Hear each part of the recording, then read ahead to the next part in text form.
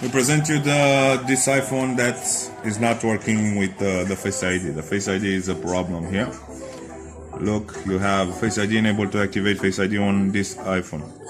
Alright, let's see. The problem came with in our shop with the sound. The sound is not working. It's blocking the processor. Look, it's only working on the upper side, but the rear one is not actually working. On the motherboard here is all with these connectors that connects with the Face ID. The Face ID is connected to the first one, the third one, and the fourth one. Alright, let's see if it's working. Again, unable to activate Face ID on this iPhone, no problem.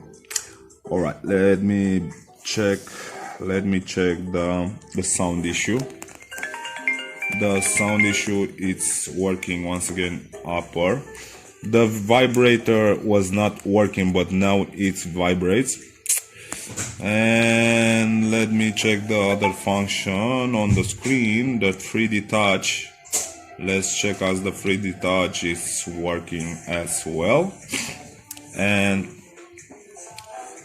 let's see what's happened with the Face ID. The Face ID has a connector on what is connecting here with the first one, the second one in the speaker, the upper speaker. Let's check that one and see if it's working. Now that we've changed this piece, it's an earpiece.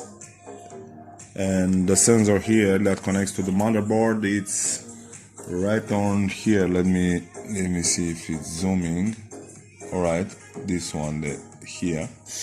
And after that, no more error, no more nothing. It's working fine, perfectly fine. We have here let's check exactly Face ID and passcode and set up Face ID. Now we getting no error. It's perfectly working. We have here the sensor. This is the guy who is filming me. I say hello to the camera. Yes. Hello. Hello. All right. It's working, and we have to assemble the phone to work properly. Now we just check the sound. We just clean the motherboard with alcohol and everything. Everything is working. Let's check. It's working fine.